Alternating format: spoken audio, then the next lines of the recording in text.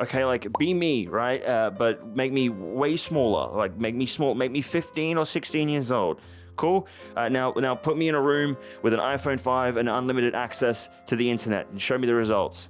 Oh, fuck. I've only had 2 negative interactions with police in my life, and both of them were equally terrible, but there was one that really stood out to me, and it was back when I was 15 years old, and I was sitting alone in my room with my iPhone and the internet. After doing the other thing you're thinking of I was doing, I had time to Google stuff. So I Googled, hey, what is the side effects of the marijuana? And I thought that was pretty badass of me for a start. So then I watched this really janky 3D tutorial on how to smoke the weed, and I thought, damn, that's sign me up, fucking sign me up, dude. Hell yeah, bitch. So I messaged my only friends that I knew smoked the lettuce, and I was like, yo, dude, we should like smoke some lettuce sometime, dude. And they were like, well, funny you should mention, because we're actually gonna smoke it this weekend. And I was like, oh, fuck. Not when I was planning on smoking it, but whatever. So anyway, I go to my friend's house, and I was like, yeah, dude, let's smoke the weed. I was trying to play it so cool, dude. I didn't know what the fuck to do. And we smoked some weed. It was pretty cool. I didn't remember how I felt because of what happens later, but I was having a good time, and we were all hanging out listening to some, what was the music of the time? What was the popular weed music of the time, Caretaker? Wiz Khalifa. Wiz Khalifa.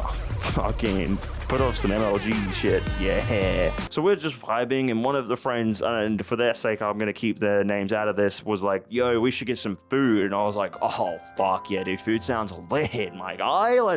Why do I keep going to the surfer Californian stoner? But I was like, yeah, cool. Let's eat some food, man. I'm done drinking my marijuanas. And one of them was like, let's get pizza. And I was like, even better, dude. I fucking love pizza. And pizza guys, they ain't snitches. It's a scientific fact. Pizza guy, not a snitch. Anyway, I was pretty set until one of them was like, nah, I want McDonald's. And let me put this into perspective. 2012, right? You didn't have Uber Eats. And 2012 was also the year that a lot of iShow Speed fans were born. You couldn't just like deliver McDonald's. So you had to like either go in a car and procure it through the drive-thru, or you had to walk, or as we would say, because we were cool kids, hit the legs. You know what I'm saying? Yeah, fuck yeah. So I wasn't keen on that, but I didn't want to sound like a bitch, so I was like, fuck it, I'll do the walking. Just before we left, one of my friends, and he's gonna see this and go like, it wasn't me, man, but we all know it was you, buddy. Come on.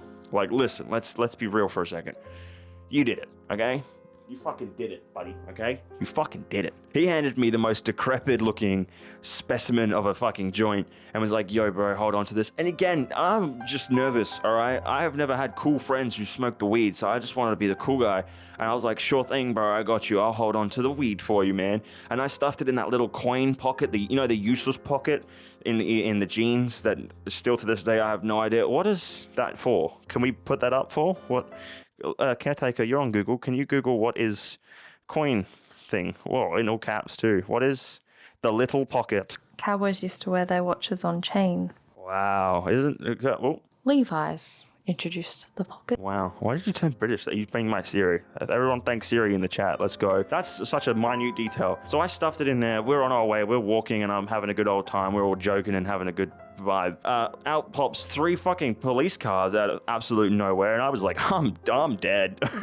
I'm dead. They're killing me. This is it. This is where we die. I was a good boy back then, and I panicked and pulled the joint out before they even said anything. I was like, I have the marijuana, and that was it. They were like, cool, get in the back of the car, and I was like, what do you mean get in the back of the car? They were like, we gotta arrest you, dude. It's illegal. And I was like, no, sure. I mean, I'm 15, so like, I'm free to go, right? And they were like, no, absolutely not. And they shoved me in the back of a police car and carted me down to the local police station, which was like 20 minutes away. And by the way, they thought it was the funniest thing they had ever seen. And they were like, haha, this is so good, dude. Biggest drug bust. I mean, I'm from the Gold Coast, all right? We have bikies and banditos. The police station where I was taken to, there is a wall. Bikies and banditos and famous criminals and outlaws. And they were pleased as shit to have arrested 15-year-old me, who was crying and scared. I was so scared. So obviously they had to call my parents, and a little tidbit, my father was a very high-ranking military officer at the time.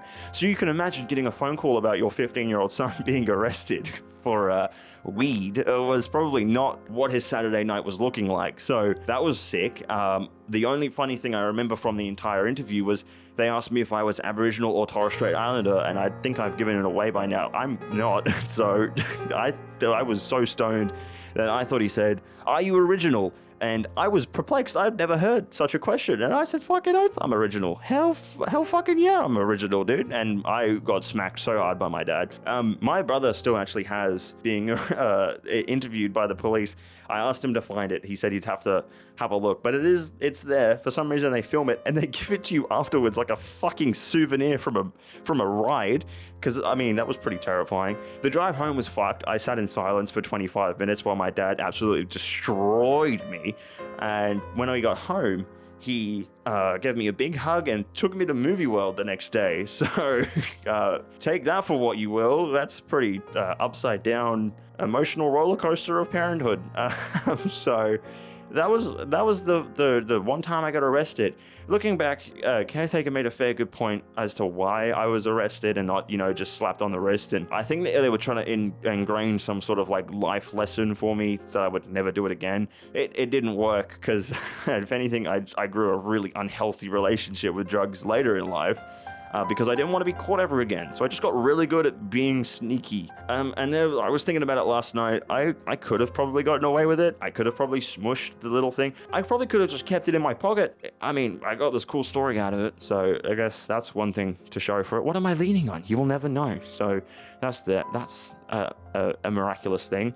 This isn't the future of my content, by the way. This is purely because the videos that I am doing take a cubic fuck ton of research, and I don't know if you know this, but raising children or child is pretty time consuming. Wouldn't you agree, Caretaker? Yes. I want to state that she loves that child. She's just very tired. Anyway, if you'd like the story, I can tell you more because I'm old now. I can regale on many times. Thank you for watching. Be sure to like, subscribe, and smash that Jimi Hendrix button. Goodbye.